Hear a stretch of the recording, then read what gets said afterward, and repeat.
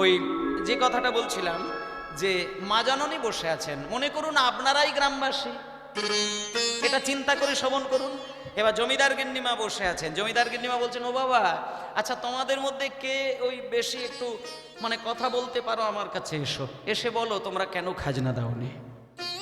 এইবার মোড়ল সাহেব উঠে আসলেন। মোড়ল সাহেব বলছেন, ওমা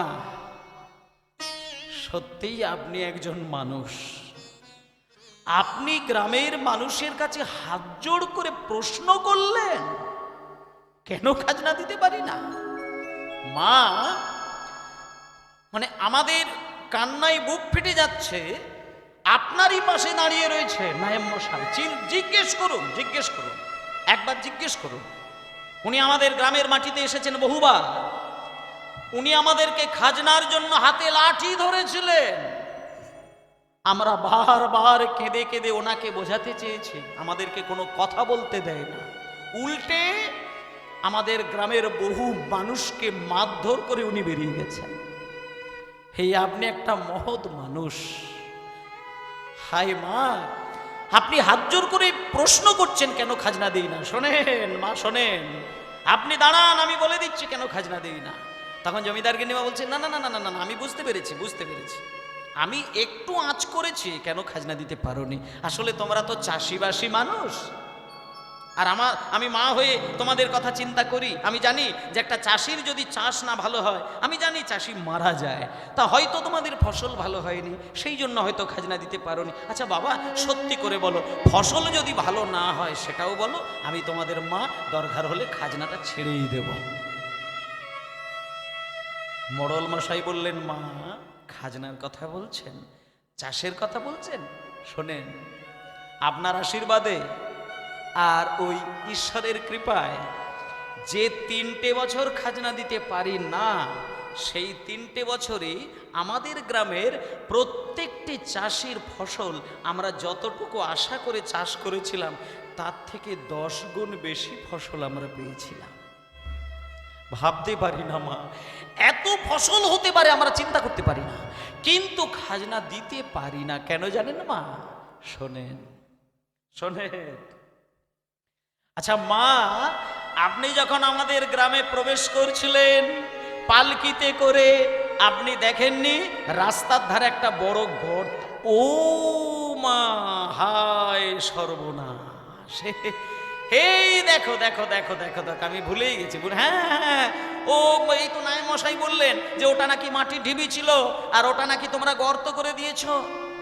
শোনেন শোনেন মা, নায়েব সাহেব এটা ঠিক বলেছে যে ওটা মাটির ঢিবি ছিল, কিন্তু আমরা গর্ত করে দিয়েছি এটাও ঠিক বলেছে, কিন্তু আসল কথাটা কেউ জানে না।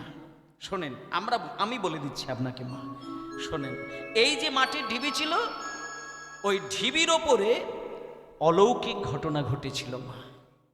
বলবো, আমাদের এই যে এত বড় গ্রাম, গ্রামের পশ্চিম পাড়ায় একজন গোয়ালা থাকতেন, সেই গোয়ালার গোয়াল ঘরে অনেকগুলোই গরু ছিল, কিন্তু কি ঘটনা ঘটতো জানো মা?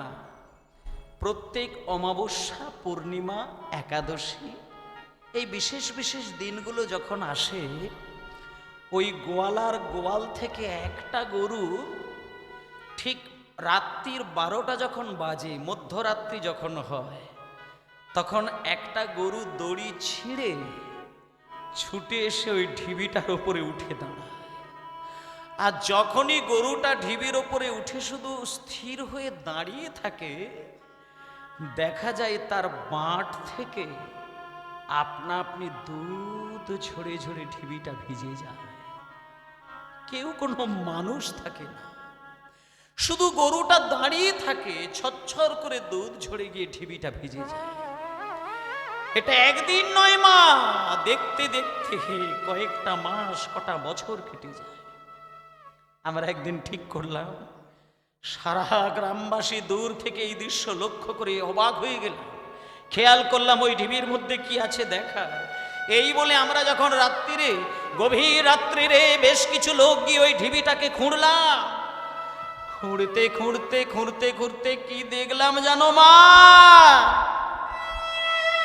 দেখলাম ঢিবির মধ্যে নিতাই গৌরের রাখা ছিল।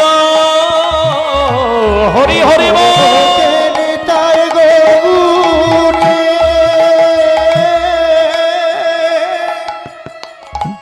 মূর্তি রাখা ছিল।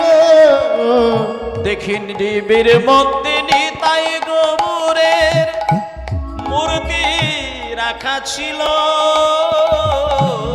ডিবির মধ্যে নিতাই গৌরীর মূর্তি রাখা ছিল। তাহা দেখি নয়নার মন জুড়াইল। কাগা বইতে নয়ন মন জুড়াইল। আর তাহা দেখি নয়নার মন জুড়াইল। তাহা দেখে নয়ন মন জুড়াইল।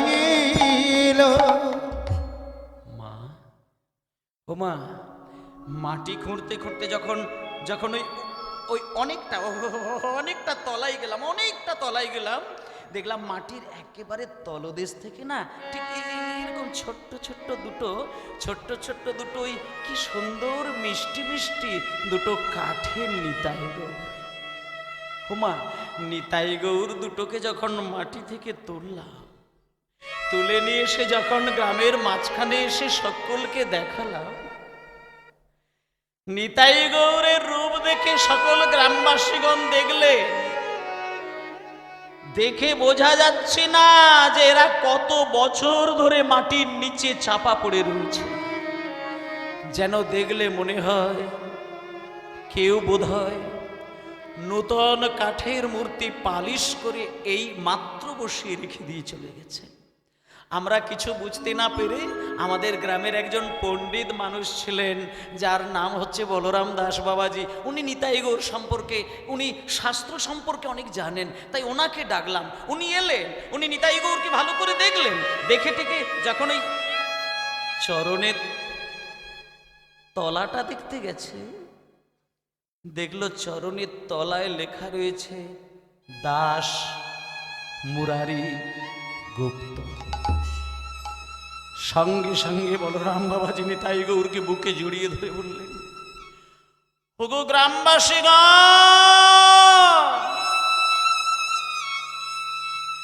তোমরা ধন্য হয়েছ, ধন্য।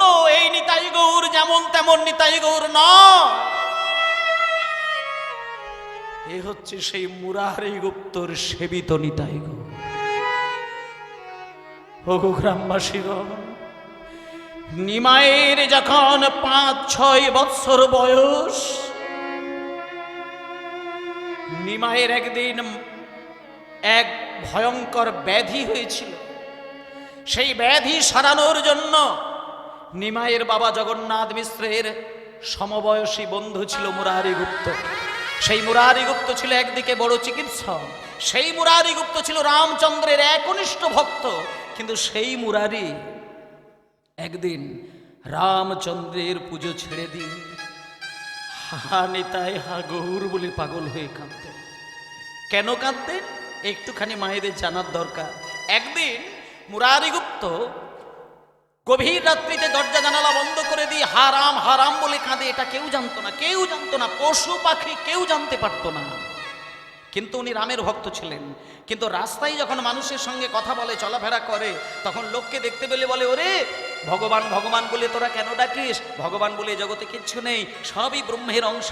যা দেখতে পাচ্ছে সবই ব্রহ্ম, গাছ ব্রহ্ম, মাটিও ব্রহ্ম, মানুষের দেহটাই ব্রহ্ম, সবই ব্রহ্ম। তখন এই কথা বলতে বলতে একদিন মুরারি গুপ্ত দুপুরবেলা সেবা পেতে বসেছেন, অন্ন সেবা। এবার অন্ন সেবা পাবার আগে মুরারি গুপ্ত চোখটা বন্ধ করে রামের স্মরণ করতে গেছে। হঠাৎ করে ছোট্ট ছেলে নিমাই 5-6 বছরের ছেলে গুটি গুটি পায়ে গিয়ে মুরারি গুপ্তের যে অন্নের যে থালা, যে অন্ন প্রসাদ পাবে, সেই থালার ওপরে দাঁড়িয়ে ছচ্ছর করে প্রস্রাব করে দিলেন। এবার ওই ছোট্ট ছেলে নিমাই যখন প্রস্রাব করে দিয়েছে, মুরারি, নিমা তোর সাহস তো কম নয়, তোর সাহস তো কম নয়। আমি তোর সম্পর্কে কাকা, বয়সে তোর থেকে অনেক বড়, আমি সেবা পাবো এমন সময় তুই ভাত অন্যের থালার ওপরে তুই প্রস্রাব করে দিলি। তখন নিমাই দূরে ছিটকে গিয়ে বলছে, মুরারি, আমি যদি ওই খাবারের থালায় যদি প্রস্রাব করে দিই, কেন প্রসাদ মাখানো ভাত কি খাওয়া যায় না? এই তো একটু আগে বলছিলেন যে জগতে যা কিছু সবই নাকি ব্রহ্ম, গাছপালা পশু পাখি ইট পাথর সবই নাকি ব্রহ্ম, আর মানুষের দেহটাই নাকি ব্রহ্ম। তা মানুষের দেহ যদি ব্রহ্ম হয়, তাহলে এই ব্রহ্ম দেহের ভেতর থেকে প্রস্রাবটা সেটাও তো ব্রহ্ম। আর প্রস্রাব যদি ব্রহ্ম হয়, তাহলে ব্রহ্ম মাখানো ভাত কেন খেতে পারবে না? সঙ্গে সঙ্গে মুরারি দাঁড়িয়ে নিমাইকে বুকে জড়িয়ে ধরেছিল, বলেছিল, নিমাই, এ তুই কে? এ তুই কি শিক্ষা দিলি রে বাবা? আজ থেকে আমি আর রামের পুজো নয়, আজ থেকে যদি পুজো করতে হয় আমি তোর পুজো করব, আমি তোর সেবা করব। সেই মুরারি গুপ্তের চৈতন্য জেগেছিল। সেই মুরারি গুপ্ত সেদিন থেকে নিতাই আর গৌরের কাঠের বিগ্রহ তৈরি করে রাত দিন কাঠের নিতাই গৌরকে সেবা করতেন। আর আজকে সেই নিতাই গৌর উঠেছে কোথায়? ওই বীরভূম জেলায় কোটদা গ্রামে। তাই মায়েরা, আপনারা অবশ্যই সেই নিতাই গৌরকে দেখবেন, আমি ঠিকানা দেব, আপনারা অবশ্যই দেখে আসবেন। শোনেন, নিতাই গৌরকে মাটি থেকে তোলা হলো, এবার দেখুন খাজনা দেওয়া কেন হয়নি। গ্রামের মানুষগণ বলছেন, মা শোনেন, ওই যে আমরা নিতাই গৌরকে পেলাম, ওই নিতাই গৌরের প্রাণ প্রতিষ্ঠা করার জন্যে কাশী ধাম থেকে 108টি ব্রাহ্মণ ডেকে তাদের দক্ষিণা দিতে গিয়ে, আর নিতাই গৌরকে প্রতিষ্ঠা করার জন্য গ্রামের পশ্চিম দিকে একটা ওই মন্দির তৈরি করেছে। সেই মন্দিরের খরচা, আর 3 বার ওই নিতাই গৌরকে সেবা দেওয়ার খরচা, আর ওই 108 ব্রাহ্মণের দক্ষিণা দেওয়া, এই 3টে জিনিসকে রক্ষা করতে গিয়ে আমরা কেউ খাজনা দিতে পারি না মা। ঠিক আছে, আপনি যখন এসেছেন, আমি কথা দিচ্ছি 1টা বছর সময় দিন, আমরা সবার কাছ থেকে খাজনা নিয়ে আপনাকে একসঙ্গে সব মিটিয়ে দেব। চন্দ্রশশী দেবী বললেন, আচ্ছা বাবা, কিছু তোমরা মনে করো না, একটা কথা বলি, মাটি খুঁড়ে নিতাই গৌরকে পেলে একবার কি মনে হয় না যে মাকে জানানোর দরকার? কাশী থেকে ব্রাহ্মণ ডাকলে একটা বার কি মনে হলো না যে মায়ের সেটা জানার দরকার? নিতাই গৌরের মন্দির বানাতে গিয়ে খাজনা দিতে পারো না, মনে হয় না যে মাকে এটা জানানোর দরকার? শোনো বাবা, শোনো শোনো, যে নিতাই গৌরের সেবা রক্ষার জন্য তোমরা খাজনা দিতে পারো নি, আমি তোমাদের মা। তাই আমি কথা দিলাম, বিগত 3 বছরের খাজনা তোমাদের আর কোনো দিন দিতে হবে না তো বটেই, বরং আগামী 3 বছরের খাজনা তোমাদের মুকুব করে দিলাম। কিন্তু বাবা, আমি তোমাদের ওই নিতাই গৌরকে যে একবার দেখতে চাই। কোথায় সেই নিতাই, কোথায় সেই গৌর? আমি আমার স্বামীর শ্রাদ্ধে কীর্তন শুনতে গিয়ে শুনেছিলাম নিতাই গৌরের একটা কথা, যারা নাকি জগতের স্রষ্টা, যারা নাকি ঈশ্বর, যারা নাকি ভগবান, যারা নাকি ওই যার কেউ নেই, তারা নাকি আপন হয়ে দেখা দেয়। আমি দেখবো তোমাদের ওই নিতাই গৌর কোথায়, চলো আমাকে দেখাবে চলো। গ্রামবাসীগণ বলছেন, মা নিতাই গৌরকে দেখবেন, একটু অপেক্ষা করে যান একটুখানি। আমাদের নিতাই গৌর যখন তখন কেউ দেখতে আসলে দেখা যায় না, 3টে টাইম আমরা দেখাই।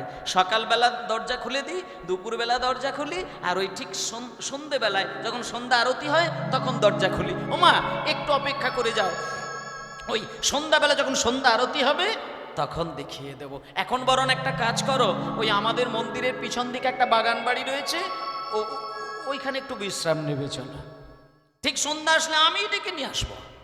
এই বলে চন্দ্রশশী দেবীকে নিয়ে গিয়ে বাগান বাড়িতে শুইয়ে দিলেন।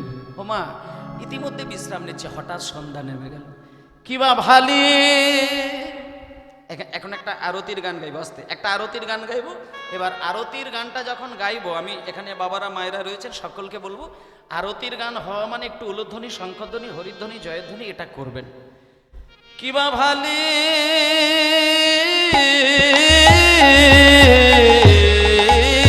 গোরা চাঁদের আরতি বলি, উলুধ্বনি, হরি হরি বল।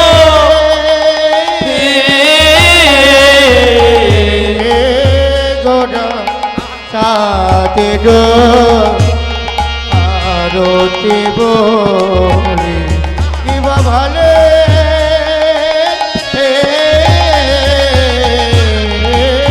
গোরা চাঁদের আরতি বলি, কিবা ভালি হরিধ্বনি, কিবা ভালি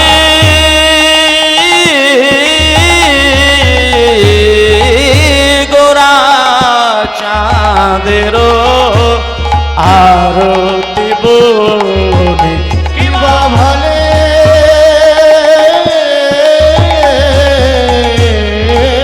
গোরা চাঁদের আরতি বলি, আর বাজে সংকীর্তনে সমধুর ধ্বনি, হরি হরি বল। কীর্তনে সমুদর কীর্তনে সমুদর শঙ্খ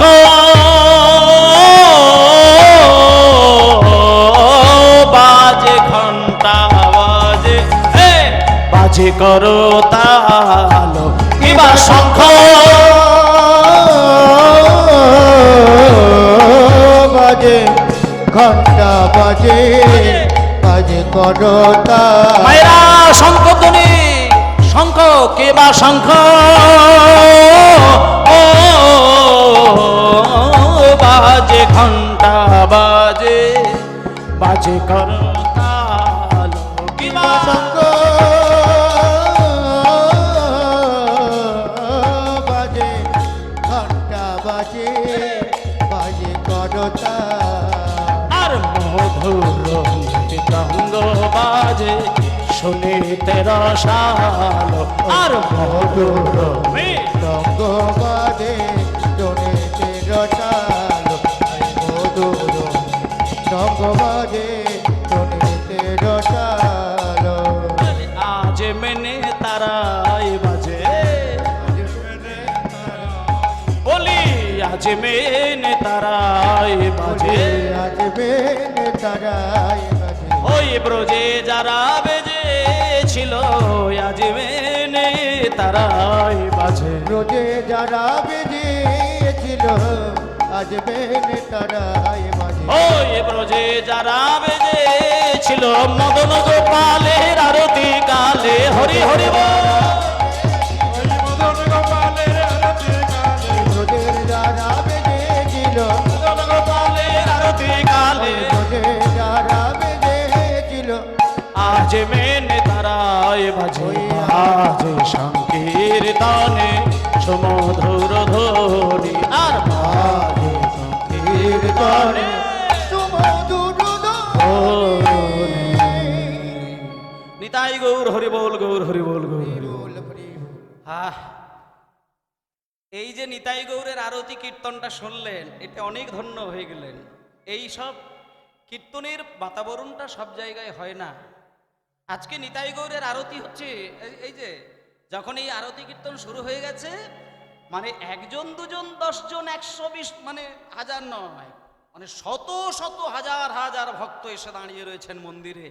আজ জমিদার গিন্নিমাকে ডেকে নিয়ে আসলেন, ডেকে নিয়ে এসে, ওমা ওমা ওমা আর ঘুমাতে হবে না, চলো, তুমি তো দেখেছিলে মন্দিরের দরজা বন্ধ, কেউ ছিল না, এখন গিয়ে দেখবে, চলো না, খালি দেখবে, চলো, কত হাজার মানুষ একেবারে ভিড় করে দাঁড়িয়ে রয়েছে মন্দির দেখার জন্য, নিতাই গৌরকে দেখার জন্য। আজকে এবার জমিদার গিন্নিমাকে দেখুন মা, ও মা, জমিদার গিন্নিমাকে হাতে ধরে নিয়ে এসে দেখছি, ও মা, এ তো মানে কি বলবো, কয়েক মানে এ তো বেশ কয়েকটা গ্রামের মানুষ গো। দেখি দেখি দেখি দেখি বাবা দেখি, তোমরা একটু সরে সরে দাঁড়াও তো একটু। তোমরা তো রোজই নিতাই গৌরকে দেখো, আজকে ওই মানে আমি তোমাদের যেহেতু মা, আজকে আমি একটু মন্দিরে উঠে গিয়ে না তোমাদের ওই নিতাই গৌরের সামনে গিয়ে নিতাই গৌরকে দেখবো। দেখি একটু সরে দাঁড়া, একটু সরে দাঁড়া, সরে দাঁড়া। এই বলে মা জননী কি করেছে, সবাইকে সরিয়ে দিয়ে একেবারে মন্দিরের সিঁড়ি ধরে উঠে, আর নিতাই গৌর তো বেদির ওপরে দাঁড়িয়ে রয়েছে, আর একটা চৌকাঠ আছে, চৌকাঠ দরজা, সেই দরজার কাঠটা টপকে গিয়ে আর নিতাই গৌরের বেদির ঠিক ডান দিকটাতে চন্দ্রশশী দেবী প্রণাম করে আর বসে বসে নিতাই গৌরকে দেখছেন। মুখে কিন্তু নয়, মনে মনে কিন্তু জমিদার গিন্নি একটা কথা ভাবলেন। নিতাইয়ের চোখের দিকে একবার তাকিয়েছে আর গৌরের দিকে একবার তাকিয়েছে, তাকিয়ে তাকিয়ে মনে মনে ভাবছে, নিতাই এই গৌর, আমি কীর্তনিয়ার মুখে শুনেছিলাম তোরা নাকি জগতের স্রষ্টা, তোরা নাকি ঈশ্বর, তোরা নাকি ব্রহ্ম, তোরা নাকি ভগবান, তোদেরকে নাকি ভালোবাসা দিয়ে বুকে জড়িয়ে ধরলে তোরা নাকি ভক্তের মনের আশা পূর্ণ করিস। এই নিতাই, এই গৌর, আচ্ছা আমি যদি তোদেরকে ছেলে মনে করে কোনোদিন সেবা দিই, তোরা সেই দিন আমাকে মা বলে ডাকবি? মানে একটা দিনের জন্য মা বলবি? শুধু একবার মা, একবার শুধু মা বলবি, বলবি, বলবি? এই বলতে বলতে, এই কথা ভাবতে ভাবতে জমিদার গিন্নিমা অজ্ঞান হয়ে পড়লেন, আছাড় খেয়ে পড়লেন। গ্রামবাসীগণ তাড়াহুড়ো করে মাথায় জল দিয়ে জ্ঞান ফিরিয়ে দিলেন। জ্ঞান ফিরিয়ে দেওয়ার সঙ্গে সঙ্গে ভাবছি, এ কি আমি নিতাই গৌরকে নিয়ে কি ভাবছিলাম? হাই সর্বনাশ, নিতাই গৌর ভগবান আর তাকে আমি ভাবছি সে আমার ছেলে হবে? না না না না না না না না, ঠাকুর ঠাকুর ঠাকুর, তুমি আমার অপরাধ নিও না ঠাকুর, তুমি ঈশ্বর, তুমি ভগবান, আমি তোমাকে নিয়ে কি যা তা কথা ভেবে ফেলেছি ঠাকুর, তুমি এসব কথা নিও না, এসব কথা নিও না। আসলে আমার মাথা ঠিক নেই, আমি অল্প বয়সে স্বামী হারিয়েছি তো, ওই জন্য আমি একটু ওই খুব বাজে কথা বলে ফেলেছি, তুমি কিছু মনে করো না। আমি শুধু একটা জিনিস জানি, যে হতভাগিনীর রমণীর জীবন থেকে স্বামী হারিয়ে যায়, সেই হতভাগিনীর জীবনে ভগবান ছেলে হবে, হতেই পারে না। ওগো, তোমরা আমাকে একটু বাগান বাড়িতে শুইয়ে দেবে, চলো, সকাল হলেই আমি কৃষ্ণনগরে চলে যাব, আর আমি এইখানে থাকবো না। এই বলে মায়েরা, খুব ধ্যানের বিষয় দেখুন, চন্দ্রশশী দেবী মনে মনে তো যা বলার ভাবার ভাবলেন, এইবার যখন দেখলো যে আমি ভুল ভেবেছি, আমার স্বামীকেই আমি ধরে রাখতে পারলাম না, আর ভগবানকে আমি এইখানে রাখবো, হতে পারে না, হতে পারে না, হতে পারে না, হতে পারে না, আমি বরং সকালবেলা কৃষ্ণনগরে চলে যাব। এই বলে যখনই সন্ধ্যাবেলায় আরতি শেষ করে বাগান বাড়িতে পুনরায় গিয়ে শয়ন করলেন, মা এই দেখুন, ঠিক রাত্রি 8টা বাজলো, 9টা বাজলো, 10টা বাজলো, 11টা বাজলো, রাত্রির 12টা বেজে গেল, 1টা বেজে গেল, আস্তে মায়ের চোখে কিন্তু ঘুম নেই। মানে ঘুমাতে যাচ্ছে, চোখের পাতাটা ধীরে ধীরে যেই বন্ধ করতে যাবে অমনি দুম করে পাতা খুলে ফেলছে। কেন খুলছে শোনেন, একজন পদদাসী মায়ের চরণ সেবা করছিলেন, পা টিপে টিপে মায়ের ঘুমটা ধরিয়ে দিয়ে চলে আসবেন এই ভেবে এক মা জননী গিয়ে মায়ের পা টিপে দিচ্ছেন। কিন্তু যখন রাত্রির 1টা বেজে গেল, পদদাসী একটু রেগে গেলেন, রেগে গিয়ে পা টেপা বন্ধ করে দিয়ে পা করে মায়ের মাথার কাছে গেলেন। মায়ের মাথার কাছে গিয়ে মাথায় হাতটা বুলিয়ে বলছে, মা এখনো ঘুমাওনি?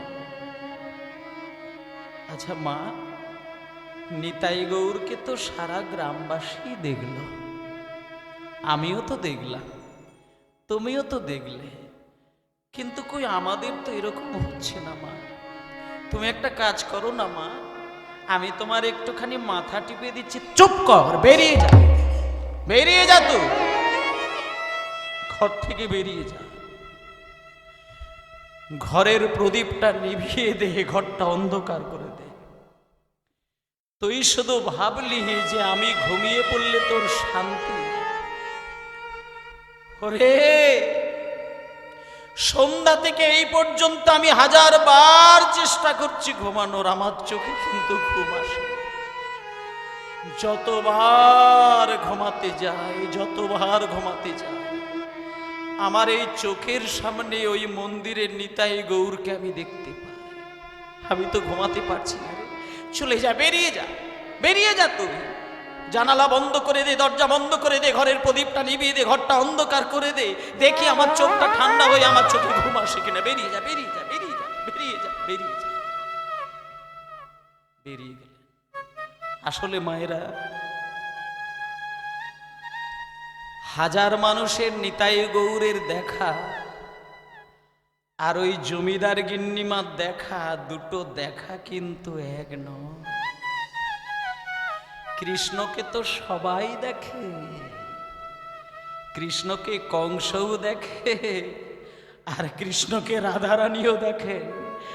দুজনের দেখার দোষে আর গুণে একই ভগবান, দুই রূপ হয়ে যায়।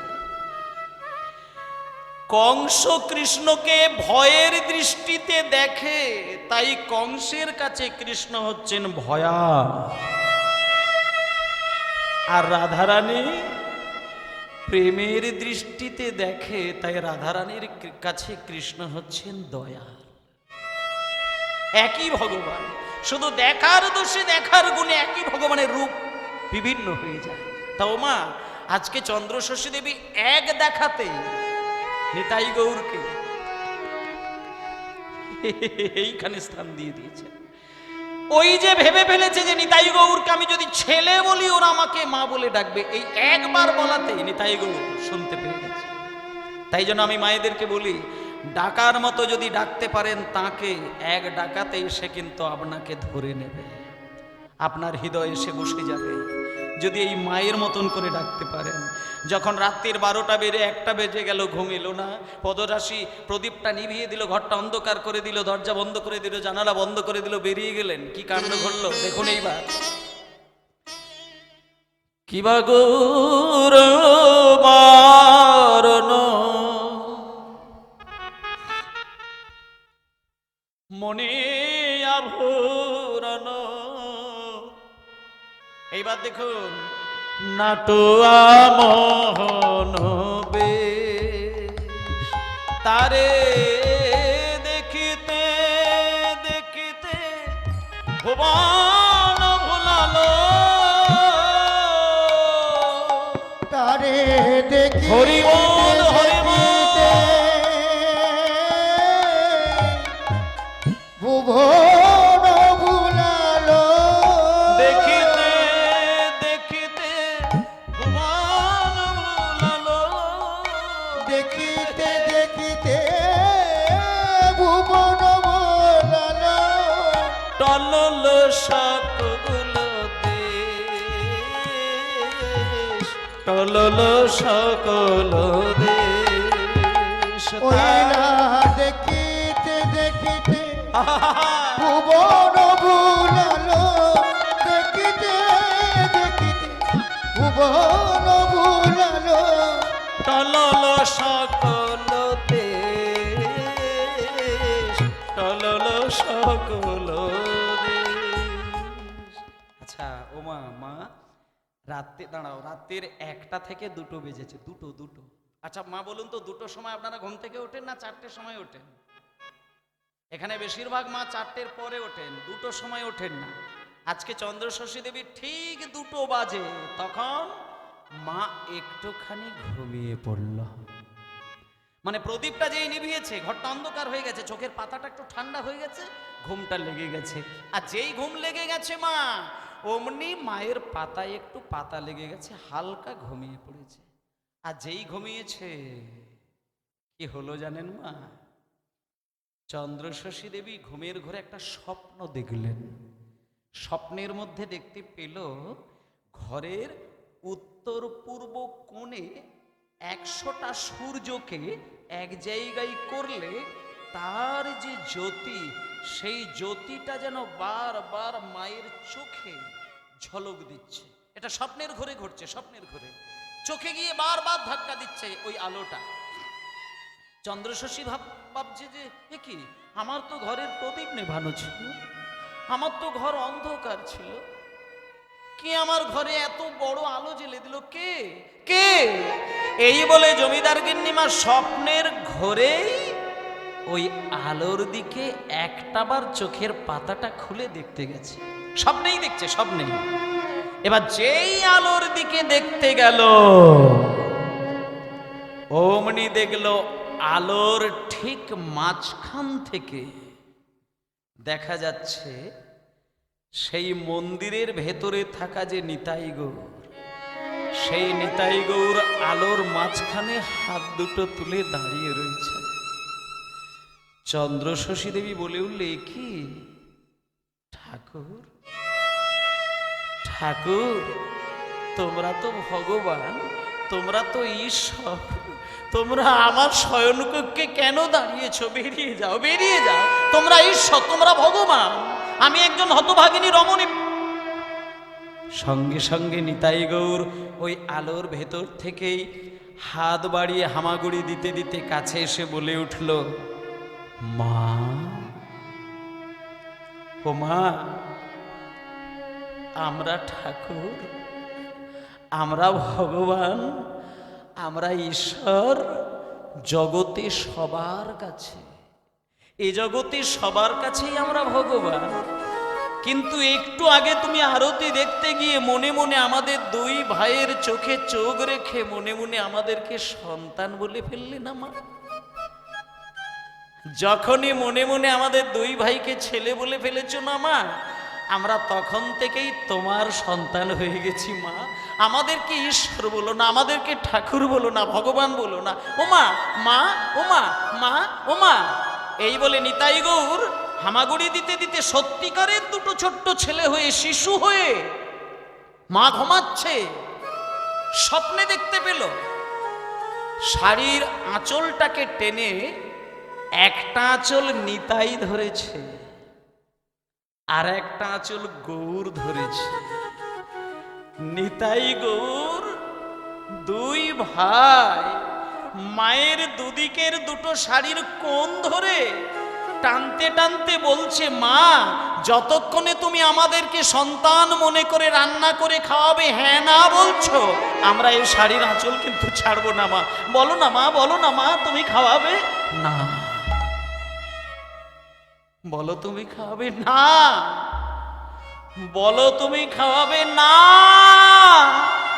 টানিতে টানিতে আঁচল, টানিতে টানিতে টানিতে আঁচল ছিন্ন যে হইল, তৎক্ষণাৎ চন্দ্রশশীর নিদ্রা ভঙ্গ হইল। হরি